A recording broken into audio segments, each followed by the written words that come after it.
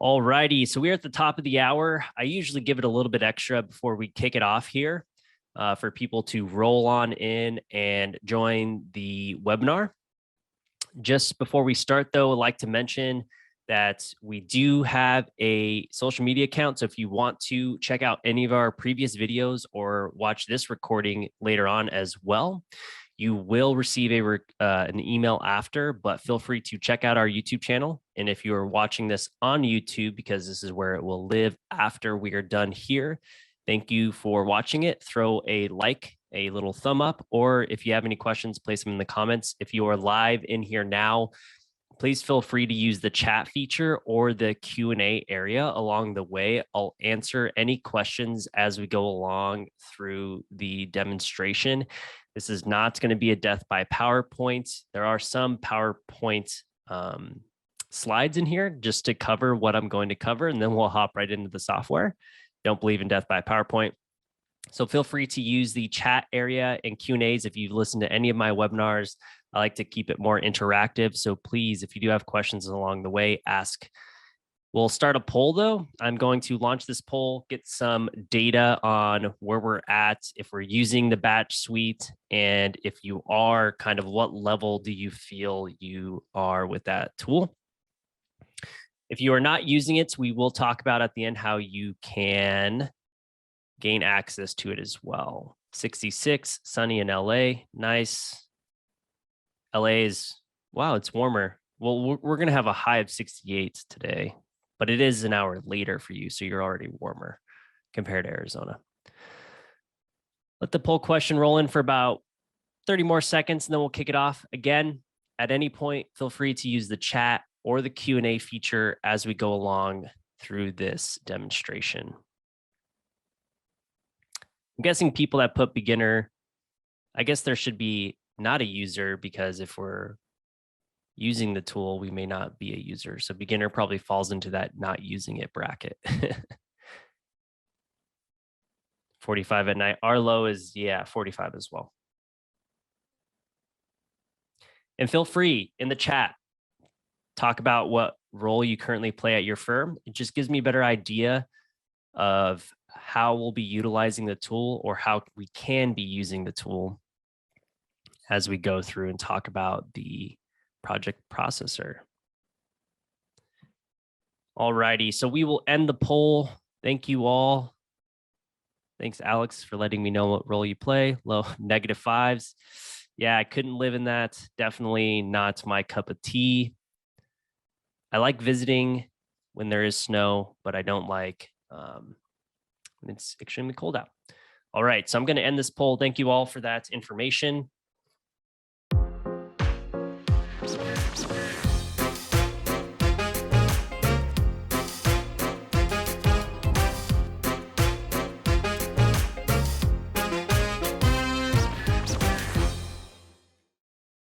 Let's hop on in and talk about what we're going to be talking about today in this webinar. Again, if you're on YouTube listening to this later on, shoot any questions you have about this in the comments, and also place a little like, helps us out. We're going to talk about how to process multiple projects with one interface. My name is Michael Chave. I'm a senior AEC technical specialist here at ATG USA.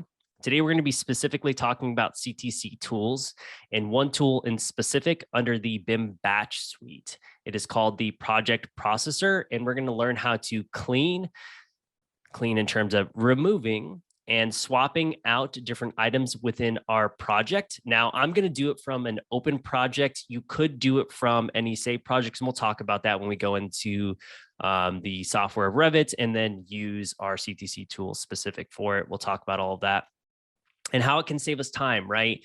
It takes a lot of time to go through and process a lot of these individually. We do have tools that do them individually as well, but maybe we want to process this on a batch location as we go through and talk about this. I'll show you. What we're going to cover today is learn how to clean your project by deleting unnecessary views, maybe swapping out some dims, line styles, and patterns, purge out. We'll also talk about parameters. I'm not going to be removing any parameters specifically, but if you wanted to remove parameters and swap parameters out, we can do that all again from one interface on a single project, or maybe projects we have saved locally. So let's hop right into Revit and talk about this tool overall. So I am in Revit. Currently, I'm in 2021. Now, there is a tab once you install these CTC tools. As I saw before, some of us, about 6 of us in here, do not use the batch suite. And maybe I'm just going to assume those 6 haven't used any of the CTC tools at all. Once we install the CTC tool suites, you will see them. They are colorized specific to the suite that they are. And then within there, they also get a tab in the ribbon. Now, if you are one of those folks, you can go out and remove the tab and change it out if you wanted to, but you have the CTC tool suites and their associated colors specific to the suites and the needs that they have within the suites. Currently today, we're going to be talking about the purple colored icons. And again, they are panels, so they have full panel function, just like you have with any other panel within your design environment. Now, from here, you have lighter color icons. Now, these first 2 are the lighter color icons. I know it's a little bit harder for these tools for differentiation between colors, but these are free. So if you download the suite, you get full access to it for 14 days. After those 14 days, meaning the paid tools, you just have access to these free tools right here. Now, these free tools are still powerful. And some over here in the project suite that I like to use on a daily basis are free tools like detail link, maybe renumbering. But specifically in the batch suite, you have family exporter. So maybe you need to export out a specific family en masse. You can go through and export out families from a specific project. Or maybe you need to load mass families directly into a project. You could do that as well. Then you have the paid for tools. You have plotter exporter. You have project and family upgrader. So maybe you're upgrading a bunch of families and also projects, by the way. That's why the project's there. But families, if you wanted to go through and upgrade families, because we all know we have to do that when a new version of Revit comes out, we could do that in batch. So we don't have to go through, open it up in our current project, right? And then save as the new number or however you name in your naming convention. And then we'd save them out as. Then you have project processor, which is what we're going to be talking about today. Again, these are the same panel accesses. I can redock it back to where it was originally. And currently we're going to be talking about the project processor. Now, the great thing about this tool is we can process this from an open project. Is there a way to batch for all families to multiple versions locations? Okay, let's unpack that question. Is there you're asking to batch all families to versions. So yes, you can upgrade them all to a new version. That's correct. And new location. Yes, if you want to save them out somewhere. So this tool, which we're not covering today, but again, I'm here to show you what we have, right? So if we wanted to, we can go to any folder that we needed to grab them, and all the families will be shown here. So I just went to a folder that I have, and these are all the families that live in that folder. It tells me the version that they currently are. We could copy them to a new location. So if that's what you're asking, yes. And we could, if these had the naming conventions of 20 next to it, find and replace in terms of some type of verbiage, right? Maybe this was column tag BIM 20, and we're going to 21, right? We could go through and do that, and then we can copy them to a new location.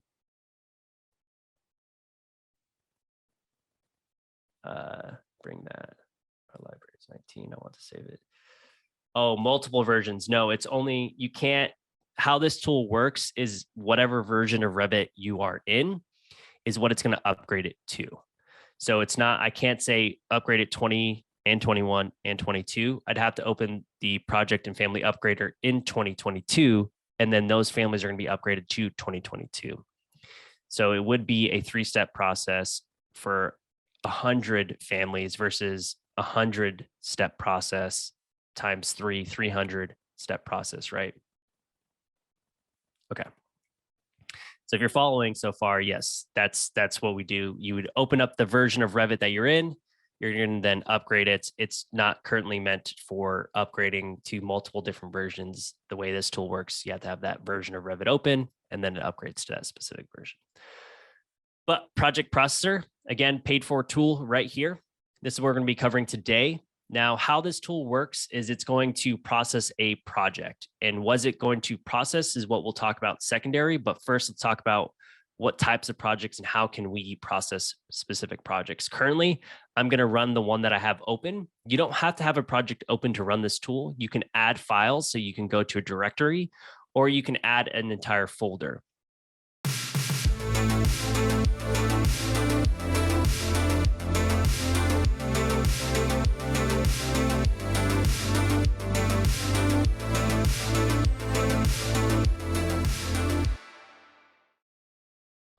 Now, these two are local to your server.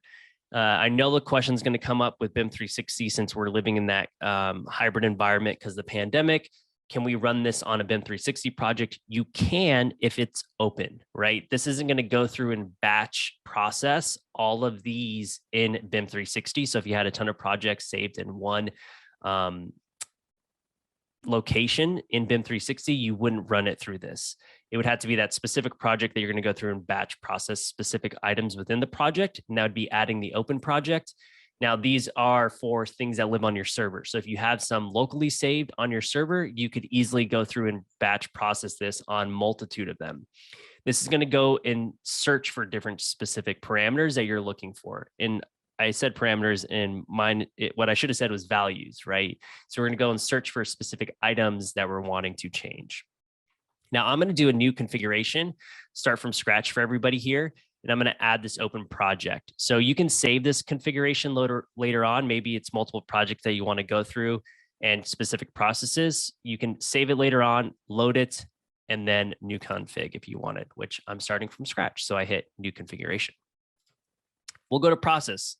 So if there's specific scripts upon opening and closing that you want to run on any of your projects, you can do that here. You would just add your scripts, which I'm not going to do, but you can easily add them here in whatever order they're going to be added. And then the other ones that we have is file. So let's talk about these in order, which these can be dragged around in processing order that you want to do things, such as if I wanted to remove parameters, I would probably want to swap the parameter out first that it's going to be placed into next, and then swap out first and then remove my parameters. I wouldn't want swap to happen after parameter, right? Because if I'm going to add a new parameter, I would probably want to add the parameter first and then swap it out later. But we'll go through and change that in a second. We'll talk about files first. So the files tab, whenever these are checked and selected, something's going to happen. So I'll just remove all of these selections. First one we'll talk about is files. If you want to remove any backups from your files and locations of wherever it's saved, so that would be more for folder, you can do that on a non-central file, right? You have that ability to go through now, remove any backups. The other one is probably open with audit. So if I have any file, typically I'd run an open for audit if I'm going through and processing a project. Maybe there's some latency, a file size is too large. I need to run this audit. I can actually have this process this within this specific project and open with an audit. Now, this wouldn't happen on the project that I currently have open, right? This would be any files that are saved locally. I want to open it, audit it, and then go through and run some of these other things, right? Or open with work shared enabled files attached. Maybe I have one of these projects that I'm running through, I'm sending out in batch to a client, right? Or a consultant. For those folks that in the architectural world, maybe we have multiple files that we need to send out to a client and we need to detach or a consultant, right? You can go through and open up files as detached and then send them over to whoever you need to. And you can save immediately. So you're going to open with an audit and open work shared and detached so you can save it as its own detached file.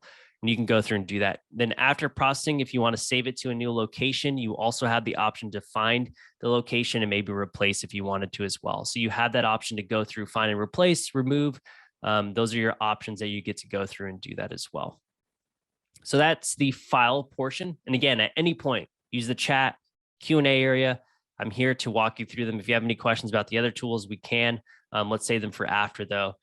Then we have rename. So if we needed to go through and rename any views, and again, see how these tabs are now grayed out, that's because something's not going to happen. I'd have to hit the check button, and then I can go through and select, hey, maybe I do want to go through and rename some views. You have the option to go through and select some of these wildcard features to go through and change some of them out, like, hey, discipline specific. So I come from a structural design background. I'm going to go through and look for structural discipline specific views, and I want to go through and do something with them, like change their property or any values. If you want to go through and do this, you have the ability to rename these specific ones or your templates or any filters that you have. But let's go over and talk about the swap. Now, this is something that we do have in the type swapper. Now that is a single tool in the BIM Manager suite, but what I'm doing here is a current file that I have open or any saved files, so I can actually be more granular and process at a higher level than I wanted to. So from here, maybe I have some dim styles, so I'm going to hit add, and there's a specific family, right? Now, this is all I really just want to know specific to maybe this century one, right? Maybe this dimension style century needs to be swapped with something different because that's not our typical standard, right? Our aerial 330 seconds is our typical one. So what I can do here is in my dimension styles, and this is again a tool in the type swapper, but we're being granular and maybe on multiple projects specific to that one, right? So I can go through and change out this aerial 330 seconds century to aerial, right? Sorry, I said arrow. I should have said arrow instead of aerial, and to my actual standard that I have. So you have that ability in here to do this on multiple items. Maybe this 330 seconds should also be arrow 330 seconds aerial, right? So I can go through to here and change that directly to what it needs to be. Now, this isn't going to happen immediately. What I have to do is I have to hit start, which we're not done yet. We're going to go through and change some other things as well along the way. Maybe text types. There's some text types in here that we don't want as well, right? So maybe all of our Calibri is supposed to be Arial, right? So I'm going to go through and change these out and select them to what they should be. And I can hit add. And maybe this happens on multiple projects, right? Maybe we're going through our backlog. We know this is happening on multiple older projects. We can go through and do this, but I'm processing currently on this individual project that I'm open. Then I can go to Arial as well, and they're going to change these out after. Again, they're changing them. They're not removing anything. That's what Purge would be for, or clean. So I could purge these out, but maybe I want to be more granular and remove the specific ones, and we'll talk about that when we go to the clean portion. This is just changing them out. So remember, swapping is changing them for something different that's already existing in our project. Or line styles, right? Maybe there's something in line styles, and actually, you know, instead of just picking them, I want it to go through and search. So if it finds anything that says CAD, so I'm going to do CAD all, it will change anything that has CAD all, so anything abbreviation after, it will go through and switch us to what they're supposed to be, line style wise. But I need to be more granular with this. I need it to be a thin line. I know needs to be a thin line in Revit lines, right? Because somebody imported or exploded CAD details, which no one ever does. But if somebody did in a project, we know that we can go through here and change this back into Revit dependent lines and then go through and delete out these line styles that were brought in that shouldn't be part of our project originally. Then you have line patterns. So any line patterns that have been brought in as well. Now, none of these were brought in. Oops, here we go, some import, right? So I can go through and say this imported one should be something different, right? And I can go through and place it back into a center line that I have for it. So anything that has, again, been brought in, you now have that import pattern being changed directly back into here. Or fill patterns. So this isn't filled regions. This is fill patterns, which is the pattern that is associated to the region. So if you had any patterns, you could do that as well, or any materials that you wanted to swap for something that's existing to something different. Next one is clean. Now the clean item is a little bit longer. We have a lot of items to go through. Maybe you wanted to remove something from here, like sheets. What sheets do you want to remove from here, right? Or clean? Anything unused, you want to go through and do that as well. Or maybe views. Now, this is something I would definitely use, and I have used before in terms of removing unnecessary views that aren't being used or placed in a project, right? They're just taking up space. People place sections, create 3D views that aren't being placed on our CDs, and it's creating more space, a lot more storage, and we're having issues with rendering any processing speeds that we're going through and using within our project. We can go through and say, hey, you know, I want to go and look for floor plan. And maybe I want to look for the sheet that's not on a sheet. So anything that is a floor plan view that is not placed on a sheet, I want to remove. So this is going to clean them out. Or you know what? I specifically have a parameter set up. So if I wanted to go through and say, let's see, view type, if the view type was set to working, I want to remove that out. So it's going to go and search through everything. Again, these are like wildcards, and they're going to go through and search. And if it finds a view type and it's placed as working, it's going to remove them. But it's also going to remove any floor plan views that are not currently on the sheet in all of the either a single project or all files or all folders. So it's going to go through and remove any views that are maybe were set to view type. Again, this is a parameter I created. You can do this as well. Maybe you're having your end users, as if you're more of that BIM manager role, make sure you're putting working as a selection type in a parameter that you've set up for any of your views. That way you can go through and run through this because it's not going to be used. It's just taking up space. It's unnecessary in our project. You also have links. Maybe there's some specific links in here that are unused, right? They're unreferenced file paths. You can go through and remove them, or any imports. I don't need any imports when I'm receiving a model.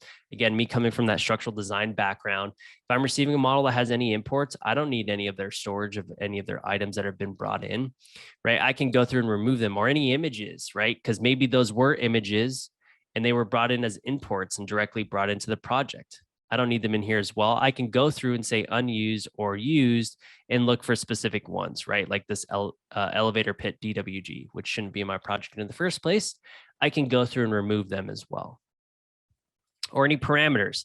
Maybe I need to go in and remove any parameters that I have associated to any category, right? Let's just pick structural columns for this instance. If there's any parameters in here that I do not need, I can go through and remove any of them as well. So again, you have those options to remove those parameters, and probably I wouldn't remove them first because any value would be removed, right? I'd probably want to swap the parameter first in here, up in here. So I'd move parameters up and then I'd clean them out. So I'd have parameter here, which would allow me to add a new parameter. So let's go from removing them up to this one, which I just moved, which was left click and hold. So I left click and held the title that I wanted, and I moved and dragged it up to a new location. So I'm selecting this parameter.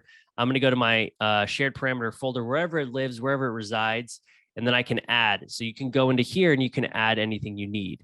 So if there's a specific parameter you need to add, let's just go and add some random one. We'll just add text. And where is it going to? Which category? We'll just do structural columns for this instance and hit OK. I'm going to add this new parameter, and then I could swap it here. So actually, I should probably add it first, then swap it, right? And then clean them out if I wanted to as well. So you have that option to go through and remove them if you needed to from your parameters, or any line styles, right? Because we do have purge here. If there's line styles to be removed, do I want all of them to be removed that aren't being used? Well, actually, you know what? I want to be more granular, and I want to remove a specific line style. So you can go down into here if you want to have a more granular look, and you can remove them. And actually, I don't want to remove just that one. I want anything that says CAD to be removed. So you can go through and do that as well. And you can add another line item if you needed to, if it's specific to something different. And maybe it's just a situation that has happened multiple times from older projects. You can go through and do this again as well, because you can add files or folder. So it's not just this specific project, right? I'm just running it on this specific project. But if I wanted to process this on multiple projects that are archived or are even new, right? Maybe there's a running and compounding issue because somebody is repeating this issue and they didn't learn from that teachable moment. You can go into here and you can run that through that as well. Or any line patterns, or maybe any view types. Again, dimension styles, right? That one that we had, I want to go through and remove it. So I have that ability to go through and remove that one that it was there. Or any text styles, I can go through here and remove these out as well. That way they are deleted. So we swapped them up here, and we're removing them down here. And we added any new parameters we wanted as well directly from here. I haven't seen any questions so far, so we'll keep moving forward. All righty. Next one is purge. Now we have the option to go through and purge out any families or symbols. Maybe if we're setting it out for coordination, we don't want any of our families and symbols that were not being used to be purged out. We can go through and do that, or maybe any system families for that instance that weren't being used. We can go through and purge out any of our system families. Same thing with line styles and patterns. Yes, there is those in, the clean portion. But again, cleaning, we're going to be more granular, right? And in purging, we're going to be more broad, and we're going to go through and have a wider swath of selection to remove all of those.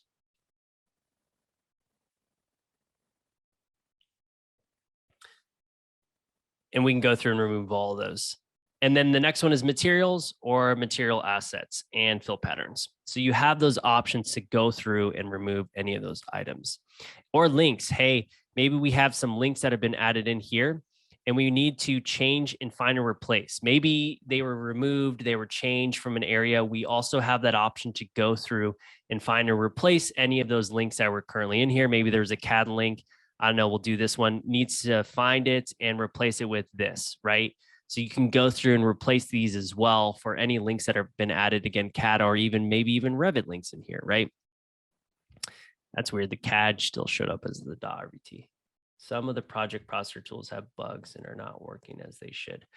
If you have any issues with any of the tools and in terms of it's not working, feel free to reach out to our support. So our support usually responds within 15 minutes.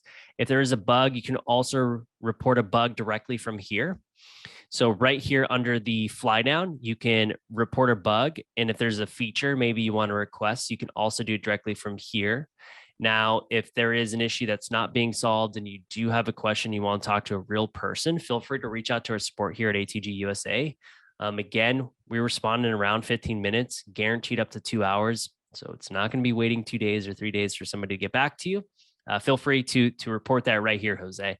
And anybody watching on our YouTube, or this is an older video, same thing goes for you, right? You can reach out to our support, atgusa.com. I think it's /support. But if you go to our website, there'll be a support tag. You can click it. You can go to there as well. Or again, right down here, you have report bug. Next one. Do you have to do all this? Yeah. So great question, Lisa. If you don't have to do all this at once. So if you wanted to do one singular of these items, you can.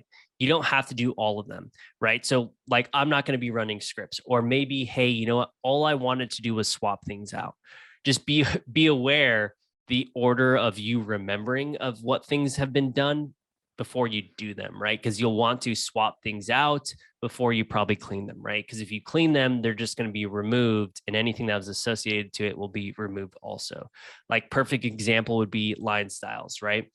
If you had a line style that was being utilized in a, let's say, drafting view, and you removed it, it's gone. Anything associated to that line style will be removed. It doesn't default to something else. So you would have probably wanted to run swap first, then cleaned it out. Would probably be your workflow. All righty. Any other questions? Anonymous one, great.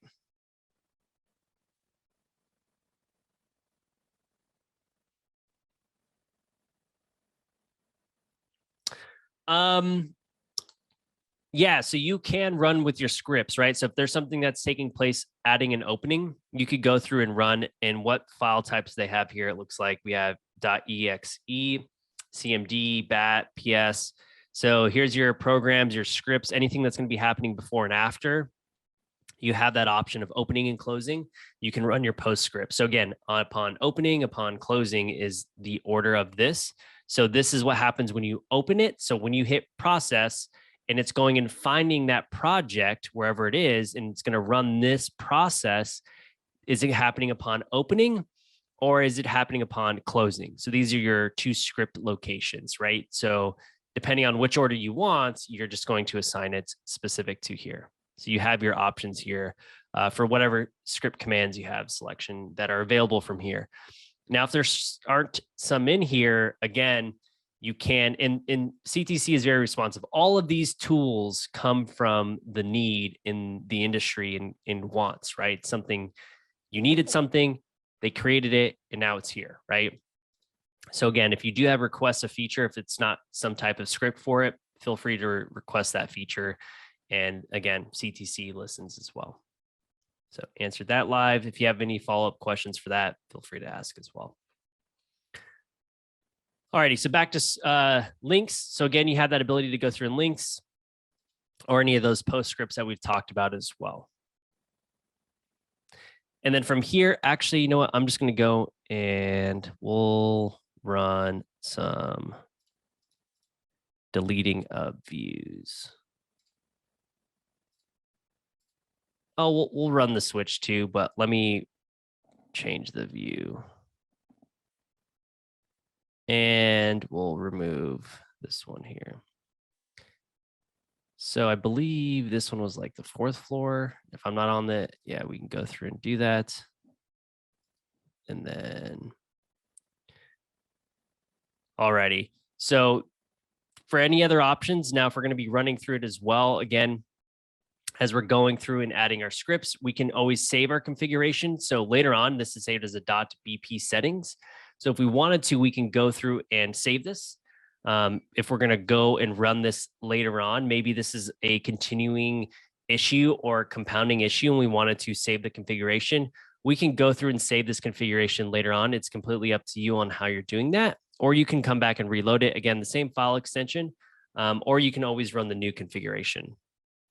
Now, there was one question from Andre for post. Do you have a way to search for a shared parameter?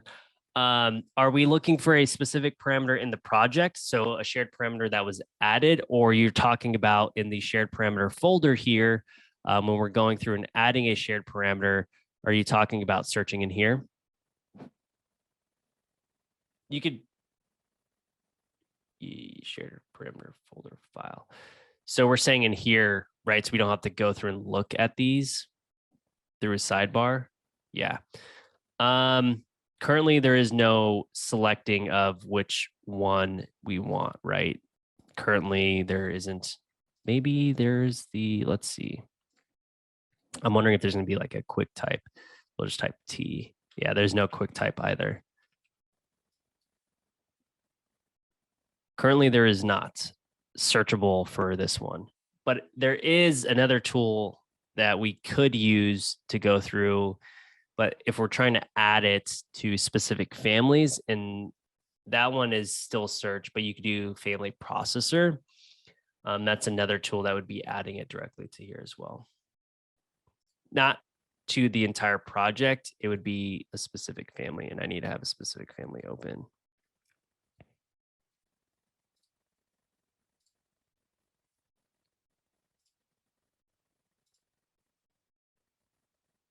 I'm going to see if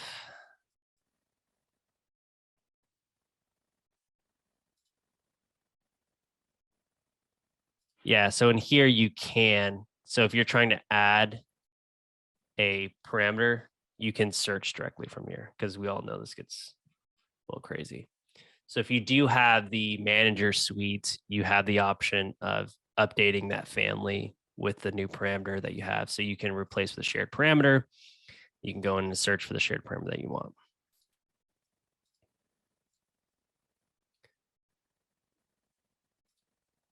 That would be great, though, to have that in here for search.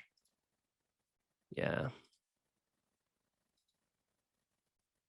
I mean, this kind of breaks it out, though. As long as, I guess the trouble would be, right, that you're just, you know the name of it, but you don't remember how this folder structure was created, right, in terms of your shared parameter folder. But if you're having trouble with your shared parameter folder, you could go into here and manage your folder, and add new ones and regroup things. So there are tools that help you additional to that one. If you do have a shared parameter folder that you do not like in the structure that has been created, you could go through here and re-add and change those out. So again, completely up to you. There's more tools at your disposal. It is in a different suite. That's the manager suite versus this one. So already answered that for you.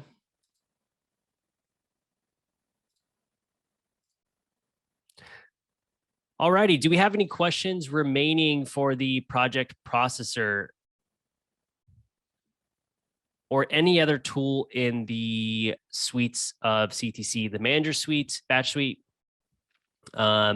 We talked a little bit about some of these tools because some of these tools reside into here, but they're singular, and they're not being able to be processed on saved local files or older files or archive files. That's what this tool is meant for us to do, is to run all of this and more on single files or simultaneously on single files or in batch on multiple files. We could, if anyone had any questions about the project suite, but specific to talking about Project Processor, do we have any questions about how this tool works, or anything in terms of how it resides and can be run? Again, if my tip and my showing you this current workflow didn't clarify anything, there's also in any of the tools for that instance, right? Maybe something struck your eye, like the plotter and exporter. With any of the tools, there is a selection video. So you can go through and click the video and it will bring that up. Or again, hopefully you're watching this already on our YouTube channel from an archived video. On our YouTube channel, ATG USA, there's plenty of videos of CTC tools and anything Revit related, Autodesk related, even Bluebeam Review related. So if you're Bluebeam Review users, feel free to check that out. We do a morning coffee review every single Tuesday at 8:30 CST on Bluebeam Review. So if that's something you're interested in, please check that out as well. But let's hop back into our PowerPoint.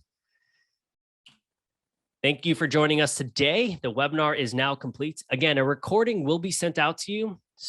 Or feel free to check out on our YouTube channel. I am open for some more Q&As. And here's our lovely social media. So feel free to check us out on LinkedIn, or check us out on YouTube. Again, a ton of content on YouTube as well.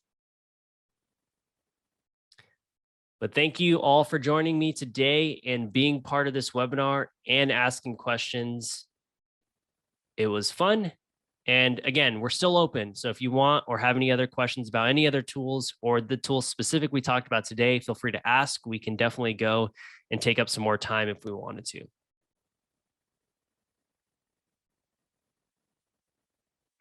I'll give it about 3 minutes before we close out. But again, thank you all for your time. And thanks for joining us today here for another webinar. If you're on YouTube, throw a like button or a comment if you have any questions as well. Hey there, thanks for tuning in. If you like this video, make sure to subscribe and check out some of the other content on our channel.